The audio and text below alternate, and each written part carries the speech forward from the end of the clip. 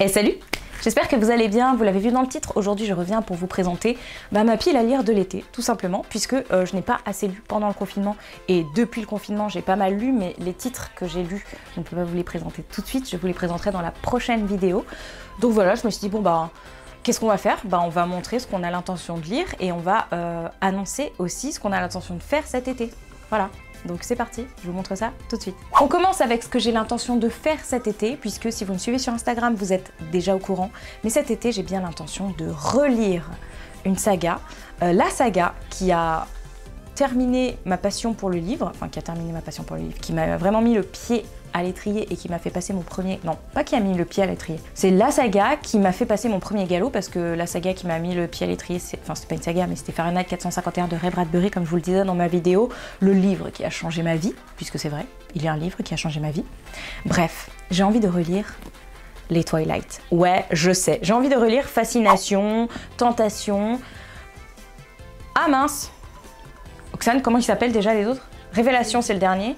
Hésitation. Ah bah voilà, j'ai eu une hésitation sur Hésitation, si ça c'est pas... Voilà, hein, bon, on est connecté. Donc Hésitation et Révélation de Stephanie Meyer, qui est publié, qui sont toujours publiés normalement, chez Hachette. Ils sont sortis aussi chez le livre de poche depuis. Mais voilà, moi, je les avais lus quand ils étaient sortis. Il y a longtemps. Ce premier tome, je l'ai lu une vingtaine de fois entre la sortie du tome 1 et du tome 2. Ah, mais quand je vous dis que j'étais mordue, hein. Donc... Vous l'avez vu, passer, c'est obligé si vous aimez Fascination. Stephanie Meyer revient avec le livre que tout le monde attendait il y a des années, Midnight Sun, qui va sortir cet été, il me semble, en août.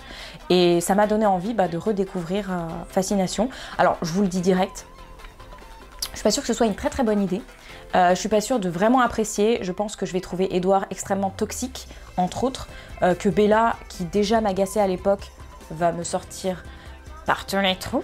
Clairement, mais j'ai quand même envie de me replonger là-dedans, ne serait-ce que pour avoir un œil un peu plus critique sur mes anciennes lectures, et aussi pour revivre tout ça, pour plonger pleinement dans la nostalgie. Et donc je me suis dit que ce serait peut-être une bonne idée de vous inviter à vous joindre à moi. C'est pour cette raison que j'organise une lecture commune autour de Fascination, Tentation, Hésitation et Révélation. Pour le moment, je ne vous en dis pas plus. Je vous donnerai toutes les informations sur le Discord, sur Instagram et sur les autres réseaux en général. Donc restez connectés, mais tout ce que je peux vous dire, c'est que ça va se passer mi-juillet. Voilà, laissez-moi juste le temps de terminer un gros contrat que je suis en train de faire actuellement, qui me prend tout mon temps et toute mon énergie et toute ma santé mentale aussi. Et je vous mets tout ça en place. Mais voilà, je me suis dit que ce serait pas mal. Donc cet été, j'ai bien sûr l'intention de relire les Twilight de Stephanie Meyer. Et je pense que j'aimerais bien aussi pouvoir relire Les Âmes Vagabondes. Mais ça, je le mets entre parenthèses, entre guillemets. Voilà. Alors bien sûr, en parlant de parenthèses, de guillemets, tout ça, tous les livres que je suis en train de vous présenter, c'est des envies que j'ai en ce moment, sauf que j'ai pas envie de me frustrer, j'ai pas envie de me foutre dans la contrainte, vous savez comment je fonctionne maintenant. Donc si pendant l'été je me rends compte qu'il y a un autre livre qui me fait envie, que finalement celui-ci me donne plus envie, c'est pas grave, je m'autoriserai à lire autre chose, je m'autoriserai aussi à ne pas lire, comme je m'autoriserai à lire beaucoup plus. Bref, liberté. Liberté, mais n'empêche, en attendant, à l'instant T, j'ai très envie de lire aussi des mangas, surtout des shoujo, vous savez, j'adore les shoujo. Et j'ai acheté, il y a quelques temps de ça, Honey Come Honey de Yuki Shiraishi. C'est chez qui? C'est chez Delcourt Tonkam. J'ai le tome 1 et le tome 1 et le tome 2 dans les mains. Et ces deux-là, j'ai vraiment envie de les lire, ces deux-là, c'est sûr que je vais les dévorer. Parce que ça fait un moment qu'ils me font de l'œil, ça fait un moment que je les sors de la bibliothèque en mode ça, c'est les prochains que tu lis. Et que je ne le fais pas, donc ceux-là, je vais les dévorer. Je vous ai pas présenté Twilight tout à l'heure, mais je pense que j'ai pas besoin, hein, tout le monde connaît.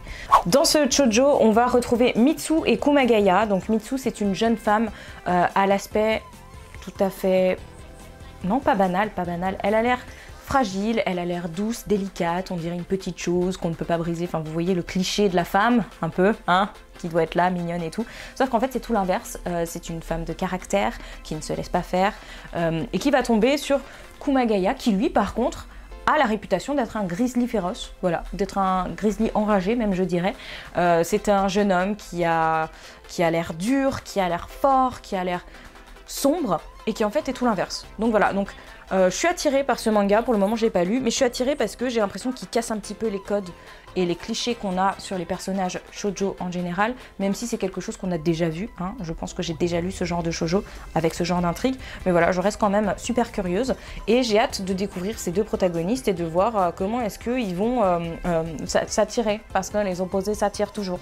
Voilà, un livre qui pareil est dans ma pile à lire depuis un sacré bail, et qu'on voit beaucoup en ce moment sur les réseaux sociaux, et à raison, puisqu'il fait partie des rares romans on voices et qui présentent des personnages appartenant à une ou plusieurs minorités. Et il s'agit d'Akata Witch de Nnedi Okorafor, l'histoire de Sunny Noizue, une jeune femme noire et albinos qui jusqu'ici ne pouvait pas s'exposer au soleil pour des raisons évidentes et qui du jour au lendemain, va voir sa vie bouleversée.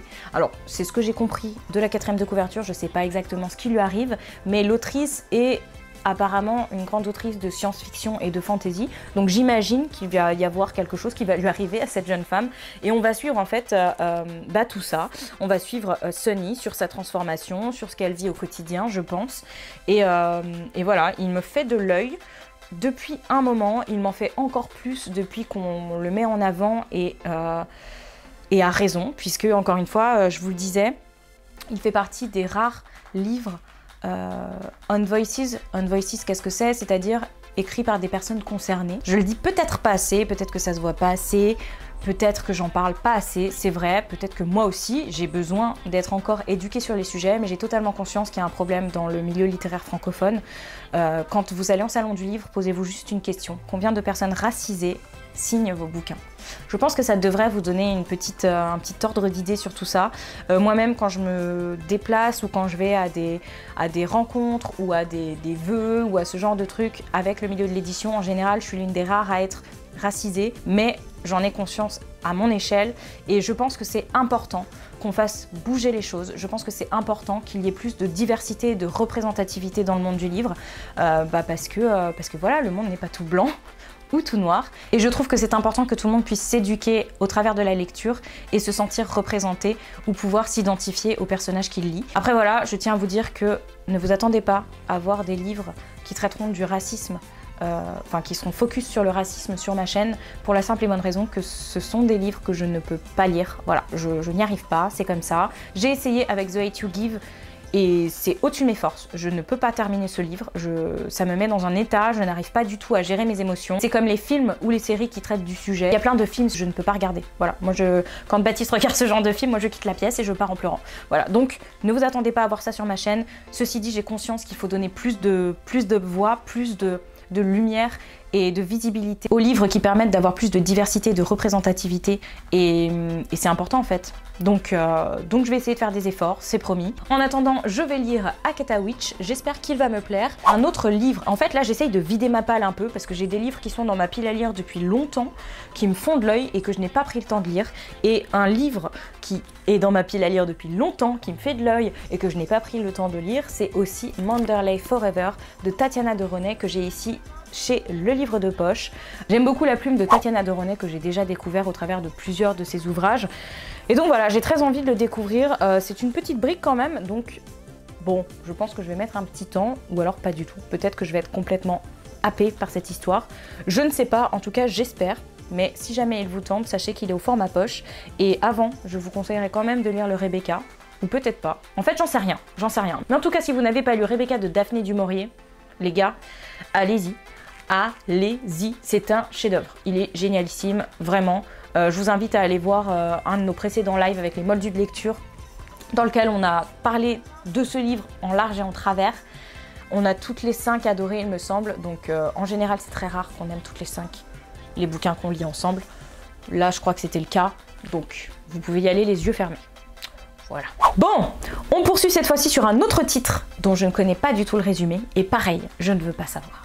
Alors voilà, je sais, c'est un peu chiant pour vous du coup, parce que quand je fais ce genre de vidéos, c'est d'ailleurs l'une des raisons pour lesquelles j'ai arrêté de faire des book hauls, c'est qu'en général, quand j'achète des livres, j'ai pas envie de savoir de quoi ça traite. Voilà, je fais confiance aux gens qui me les conseillent, je fais confiance à mes libraires, et je me plonge directement dans l'intrigue sans savoir vraiment de quoi ça parle, sauf quand vraiment je dois travailler dessus ou que c'est moi qui suis allée faire des recherches. Voilà, mais là en l'occurrence c'est le cas aussi pour ces 2 livres. Donc je sais plus quel est le tome 1, je sais plus. L'été où je suis devenue jolie de Jenny Han. Alors vous en doutez, Jenny Han, je vous l'ai déjà présenté.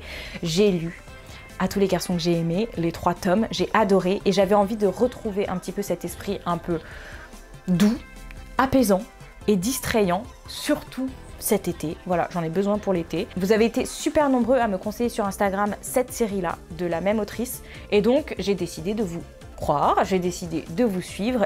C'est pour cette raison que j'ai donc acheté L'été où je suis devenue jolie en occasion et L'été où je t'ai retrouvé de Jenny Han. C'est des petits romans, je pense que ça va se lire tout seul. J'espère que ça va être aussi bien que À tous les garçons que j'ai aimés, mais je n'en doute pas. Il y a été dans le titre, ça va être l'été. J'ai envie de me distraire d'un truc cosy posé sur la plage. Je pense que ça devrait le faire. Et je pense qu'il y a une petite romance là-dedans. Et moi, j'ai besoin de romance en ce moment. Ça va être bien. C'est tout pour ma pile à lire de l'été. Je suis pas sûre de lire tout ça, mais je vais essayer, c'est promis. Et en attendant une prochaine vidéo qui devrait arriver là très très vite, je vous souhaite d'excellentes lectures. Je vous dis à très vite et je vous fais de gros bisous. Allez, salut!